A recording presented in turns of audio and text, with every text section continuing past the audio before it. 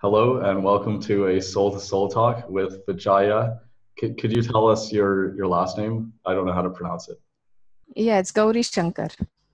Okay, so this is Vijaya, and we met because we've co-authored the book Goodness Abounds, and she has written a lot more than I have. And so I'm going to introduce her first, and then we'll get into why she wrote that story and go more into it, because goodness does truly abound. That's pretty awesome. Thank you for doing this with me. Yeah, thank you for having me on your show. You're welcome. My pleasure. So Vijaya has released 4 books of poems called Inspire, Reflect, Explore, and Savor. Her first novel, Unlikely Friendships, was published as a Kindle edition just on November 8th, 2017. That's very recent. Congratulations. Yeah, thank you. You're welcome. Her submissions have been published in Silver Birch Press, Nancy Drew Anthology, Poetry Marathon 2016 Anthology, Sometimes Anyway, Pride in Poetry Volume 2, Forwardian, Triday Magazine, I Write India, Discentium Online, Taj Mahal Review Anthologies, and Goodness Abounds, 365 True Stories of Loving Kindness, and that's the one that we've co-authored. And she has appeared as a guest speaker in colleges. And I'm looking forward to hearing what you speak about. Yeah, sure. Before that, I'll just briefly introduce myself. So I'm a software professional. So I'm a senior project manager with MAQ Software. So I've been associated with MAQ for nearly 12 years now. And but as a child, I used to love writing. I could say that writing was my salvation. So in the past 3-4 years, I've really started to write a lot, and I thought I was writing well, and hence the books, and hence the going ahead and seeing if I can make a difference with my words and with my feelings. So what kind of difference do you want to make?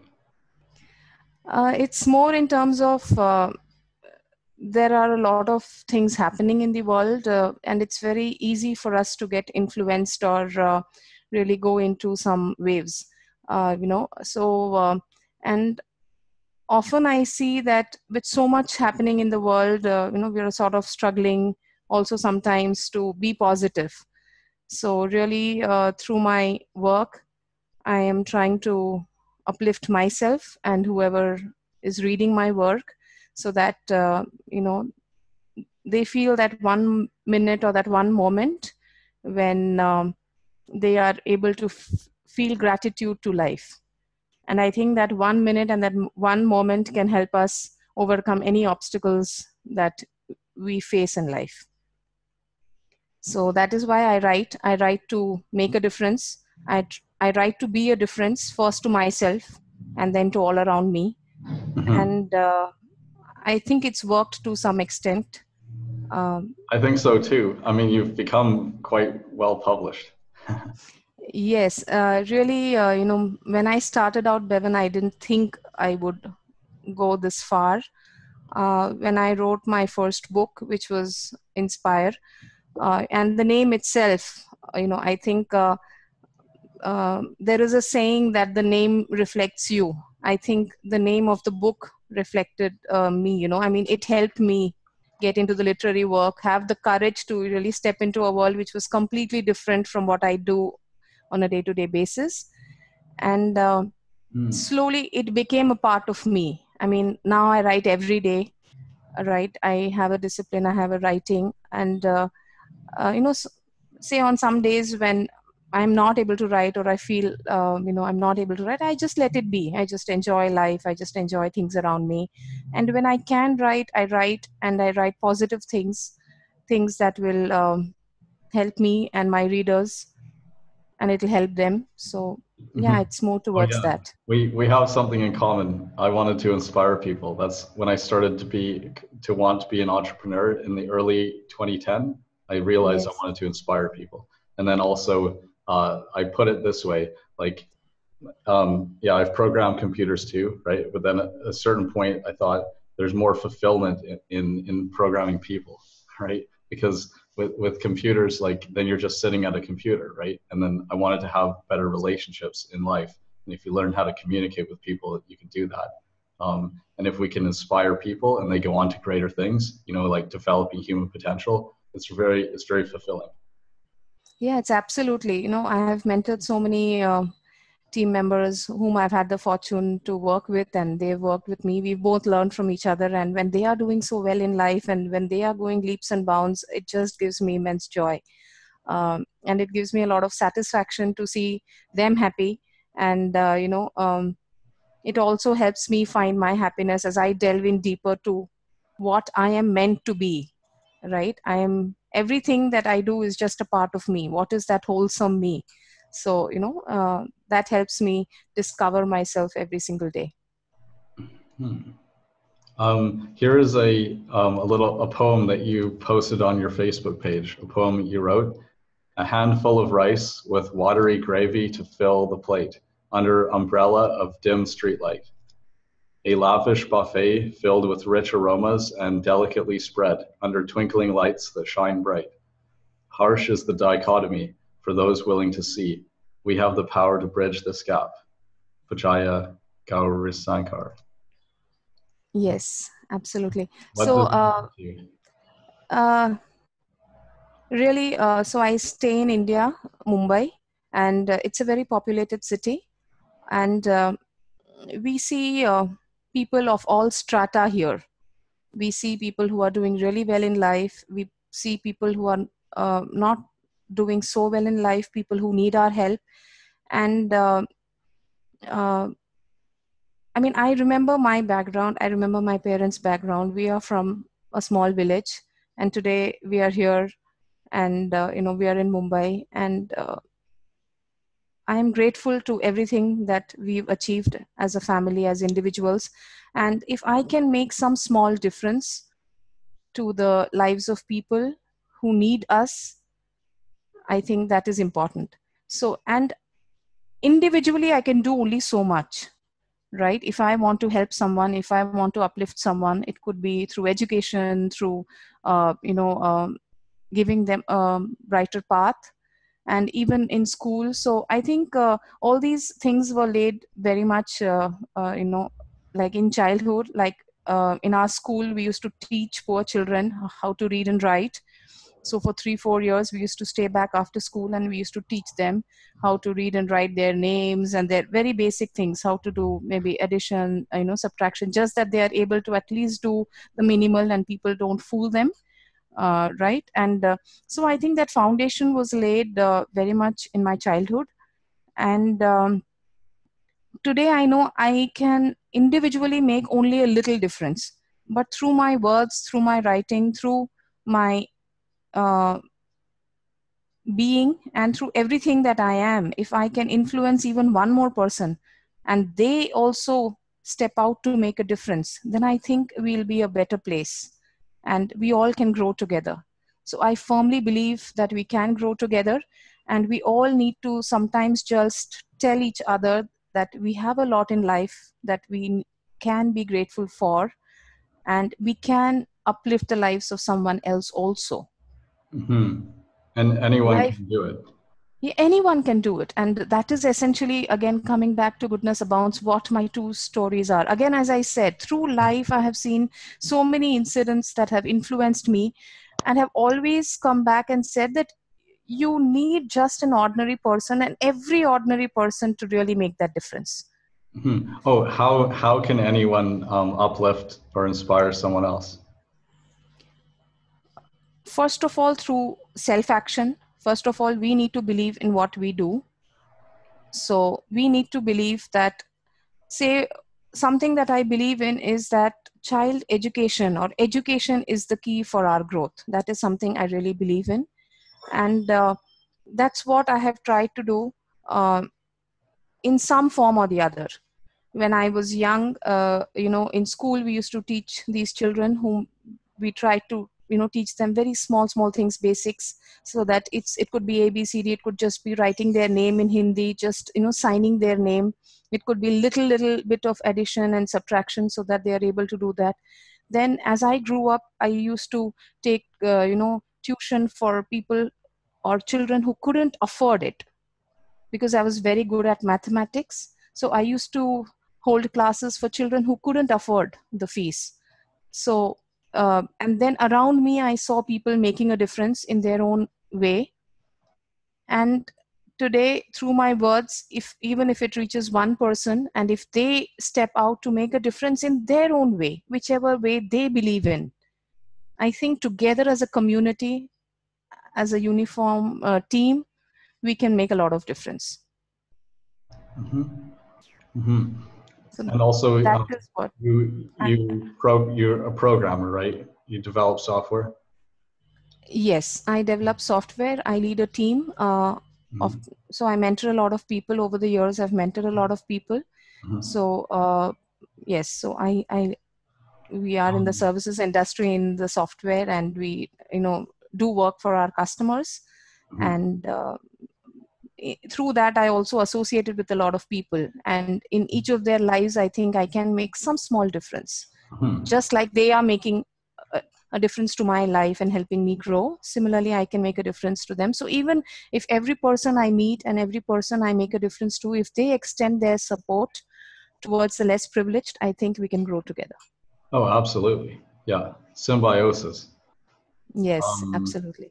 so what I'm getting at is education can be disrupted, and we can create an app on a smartphone or on a tablet that students, like young kids, can learn from all over the place, and that can be a way for them to self-learn, like self-directed learning, and learn remotely. Absolutely.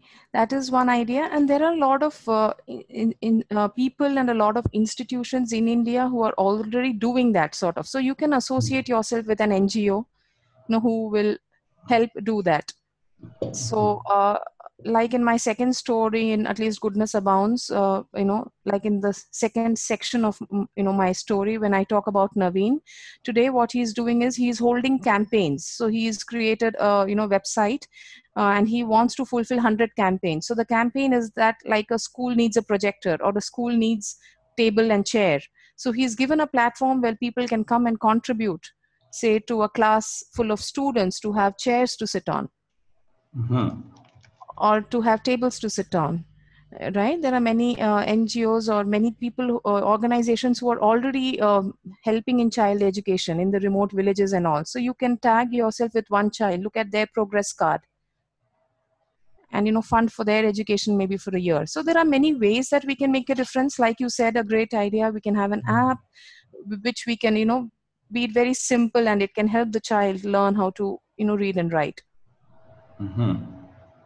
So there are many ways in which you can make a difference. It's just up to the individual to uh, want to make that difference and choose the way or the path they believe in. Absolutely. I looked up his website so I can see it here, and we'll also we'll share that link too, because you've included them in your story. Okay, so can we go into your story more? The first part, um, Yes. with Amma living in her home in Chennai. Yes. Mhm. So how did Yes. this how did this change your life? So my first job was in Chennai, and I was looking for a place to stay because I was born and brought up in Kolkata. So my parents were there, and I was looking for a place to stay in Chennai. And I went to this hostel at Saidapet, and there were around 15 to 18 girls who were staying there. So I requested the lady who was handling this, you know is there a place for me where I can stay? And she said, yes, there is a place and you can stay. And then I found that she had made a part of her house like a hostel. She had extended a portion of her house as a hostel, and she would cook for us and things like that. And And all of us girls used to leave for our studies, or we used to leave for our work in the morning itself, 8:30. So amma in Tamil means a mother. So and all the girls used to call her amma, which I used to find very strange. I mean, generally I only call my mother amma, so I'm like, how can you just call someone a mother, right? And I used to call her auntie only, because I was not very comfortable. And then one day, I was not well, and I just stayed back, and then I realized that after all of us girls went, and like amma was up in the morning itself, she used to cook for us, whatever suited us and whatever we wanted, some sort of customized breakfast for us, which was healthy and nutritious. And once all the girls went, after some time, she used to have around 20-25 ladies, if not more, come, and they used to sit in the hall, in the big hall, and throughout the place, and they used to either do stitching, or they used to create pickles, or they used to make at least pickles, or they used to make papad, and they used to package everything. So every day she had ladies come in who would do these things for her, and she would pay them daily wages. And they would also bring their very small children, and they used to come with their small children, and amma used to accommodate them. So what she had indirectly done was, she had given job to these ladies on a daily basis. If someone could come in one day, they would come in one day, they would earn that whatever money with their hard work, and they could go back. So like that, she was facilitating for 25 to 30 and as many. And she had all these sort of small scale mm, industry sort of thing that was happening at her house. And she was packaging their products, and she was sending it out. Even the embroidery that they were doing, it was all stitched, it was all packaged well, and it was sent out to the market. And what she had done was, she had created jobs for these ladies who were poor, ladies who wanted it, ladies who had talent, right? And who could come in their own time, within a specified time, say 10 o'clock to 6 o'clock, because all of us girls would return after that, and amma had to create dinner for us. She had to prepare dinner for us. Okay, so Monday to Friday, she was having ladies come to her house, and she was supporting them in terms of earning money and supporting their livelihood. And then I came to know, in the duration I stayed with her, that she had opened bank accounts for all of them, and she was helping them put that money in the bank, create savings for themselves. She had taught them how to read and write, she had taught them how to just do their signature, right? And she had really created a community that was uplifting ladies who really needed it. And whoever came to her, she never told them no. Like, word of mouth spread, right? Within her manageable thing, she would never say a no. So it was really, really an eye opener for me, that she didn't need to do it, but she was doing it, and she was really making a positive influence on people. So that is what the first part of the story is about. So Mm-hmm. it's dedicated to her. Yeah, Yeah. it's dedicated to her. And you know the way she uh, really, till then I had not thought of it, really. Till then I had not thought of something like this. And that people, and she didn't need to do it.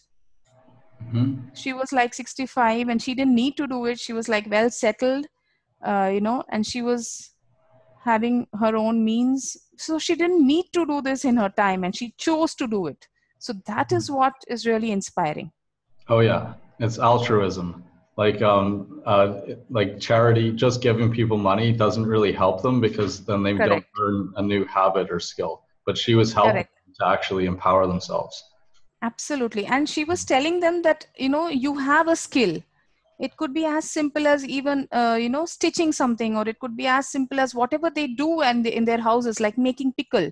She was telling them, you have the skill to really, lead an independent life, and to take care of situations. If something happened, you could be independent, and you could, uh, you know, take care of yourself, have that self-confidence. So yeah, That's right. absolutely. Yeah, because they learn that there. They're doing it there. They could do that at home, make a lot of pickles and sell those. True, Mm-hmm. true. And she had created a network. So later I realized that she'd been doing it for a long time. I mean, that was not the first year that she was doing it. So she had a network, because otherwise, who would really buy what we make at home, right? It's so difficult for us even to really tell people to buy a book, right? It's so difficult to market. But she Well, had I thought set it it up. was. I thought it was till I did this.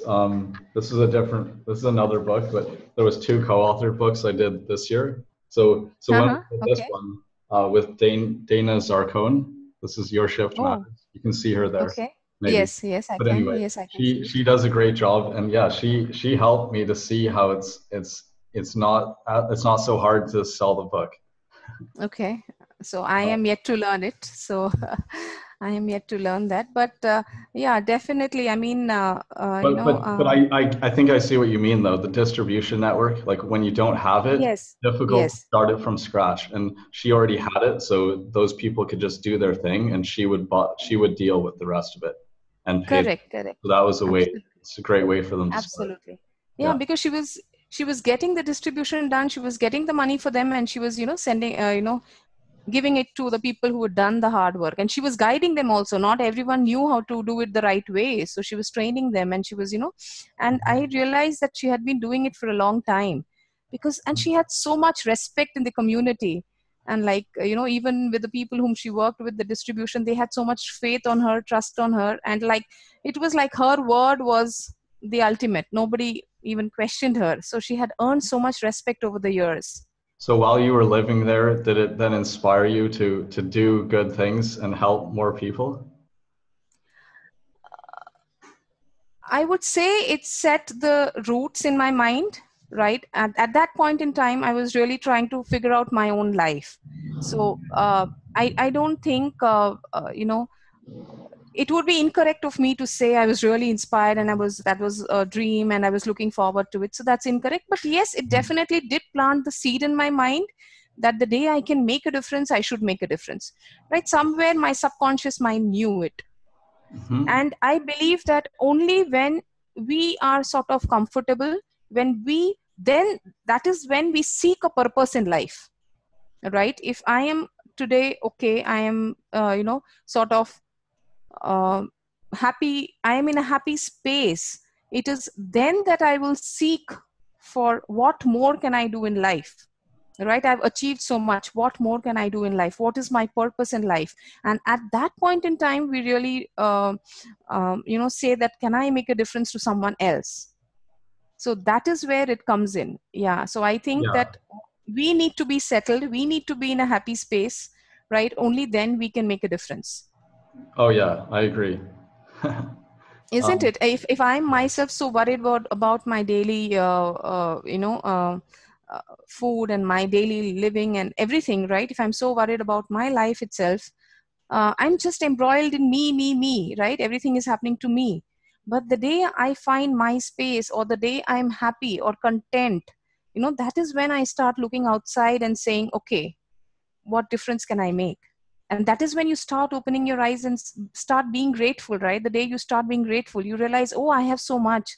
Someone on the street whom I'm crossing is not having so much. How can I really help? What is the way, like you said, and really help in a manner that can empower them to help themselves, really? Otherwise, we can only provide temporary support, right? But mhm. what is the medium, or what is the platform we can give them that can empower them to help themselves for a longer duration? Yeah, absolutely. It's the giving a man a fish or teaching a man to fish. Absolutely, absolutely. I Mhm. agree. Yeah. Mhm. And it's also how we see them. If we see them as they need help, like they don't have the resources within themselves to do it, it's not a good way to look at them because we're diminishing their potential. But then if we realize Absolutely. they have the resources, they're just blocking it right now. They're not seeing it, right? They need a little bit of a mind shift just to look at things differently. And we can get them to, like, for example, I don't know if it was Napoleon Hill or someone else.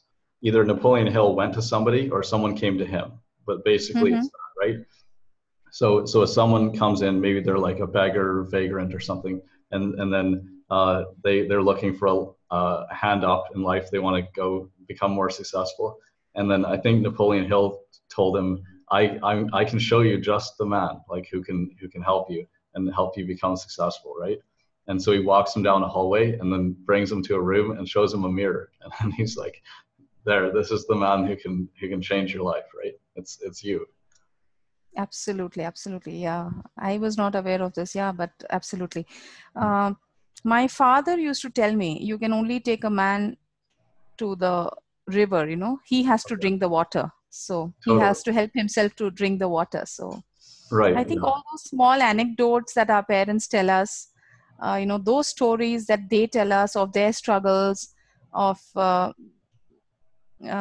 you know, how they overcame them also influences us in a big way. So Mm. I think the stories that my parents have told me, which is their reality, and it at that point in time it could have been a story for me, but their reality of how they have come from a remote village to a city and, you know, get a job without knowing the language, learn the languages. So that inspires us to really say there are so many more people. If they can do it, everyone can, right? If I Yeah. can do it, everyone else can. So like you said, I love what you said, right? Let's not diminish their potential by giving them maybe a shortcut route, but yes, help them realize their potential and help them help themselves. Mm-hmm. Mm-hmm. Yeah, Um, so I think there's a lot more work to be done in that space. So yeah, you've oh yeah. inspired me too today. Oh, good. I'm glad. Why did you choose to co-author Goodness Abounds? uh, frankly, I have done a lot of books. You know, few of them are anthologies with other poets, etc. Um, I hadn't written, mostly the last few years I've written poetry. So I hadn't written a full blown story or a full blown novel till, you know, my last NaNoWriMo. Okay, in 2016, I just completed the NaNoWriMo. So then I wrote my first novel. Um, Goodness Abounds just happened. So uh, Pooja is already there as a part of Goodness Abounds. I think she's been there in the other series also. And when she told me that she was in Mumbai and I was in Mumbai, and we had a long conversation one day. So Pooja was like, you know, we are launching this fourth book. Would you like to contribute? And I said, I don't know what to write. I mean, I can't. Suddenly, you're asking me, right, whether I want to contribute, and I don't have an answer. And she said, just go ahead and sign up, and you will find the story will find you. And at that point in time, I didn't know how many authors were co authoring. I didn't know much about Goodness Abounds. I didn't know about the series. But like everything, I just felt, yes, this is something I want to do, or my soul said, yes, this is something that I I said want you to yes to do. it. Like I said yes to it very quickly. I hadn't seen the series before it either. Yeah, even I hadn't seen the series. In fact, I haven't bought any of the books, just to let it be, you know, just to let this book be the first or the fresh one, right, for me to see, you know, rather than being influenced. And I have. Mine has shipped today. It's on its way here.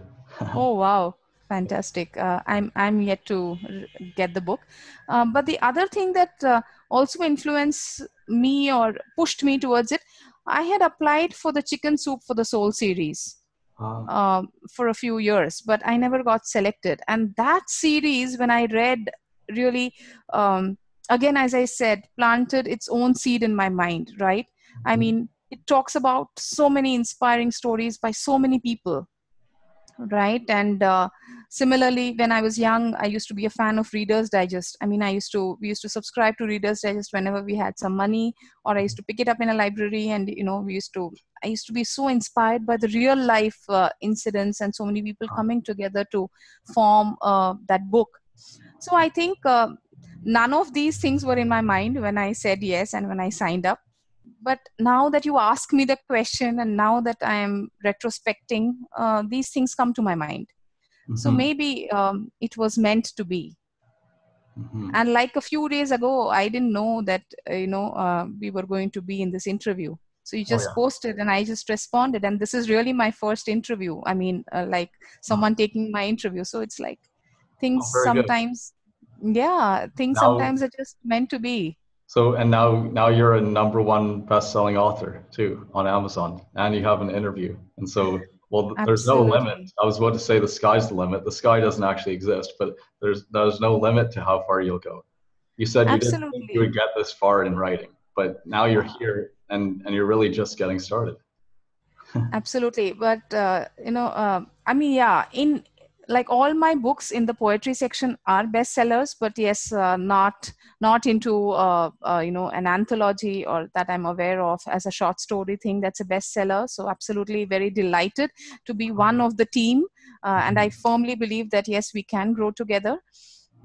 So even my fourth, poetry collection, just taking a minute to talk about that, was an attempt to do something different, right? Savor Art and Poetry Meet is a book of ekphrastic poems.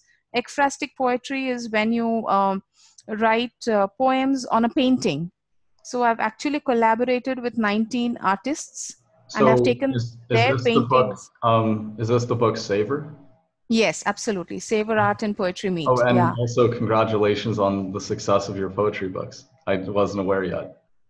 Yeah, I didn't write that statement because I just wanted this to be just for goodness abounds, but I just happened to make that statement. So, uh, um, Well, yeah, please tell me so more about it. I was just wondering which book it was. Mhm. yeah, so Savor is actually a collaboration with 19 artists. I mean, I have taken their paintings with their permission, etc., and I have written 20 forms of poetry. So I've learned 20 forms of poetry. Like I knew a few, so I learned newer forms of poetry, and I wrote poems on their paintings. So ekphrastic poetry means you write something on a painting or a visual art, Mhm. So you and don't actually write it on the painting, right? You write it about it, like it's like a yeah, reflection or a absolutely. response to it. Okay. Yeah, it's a response to it. Correct. It's not on the painting. It's a response to it. It's a poet's interpretation of the painting. Mhm. And the beauty of poetry is it lets the reader interpret it in their context. So that's what I love about poetry. So like I always tell, people say poetry is very difficult. I say my words and my poetry is very simple. I mean, I try to keep it simple so that it reaches a larger audience. um, and suppose like I write about a swing. For you, swing will bring in different memories, and for me, a swing will bring in different memories. So I think that's the beauty about poetry. um, Ah, yes.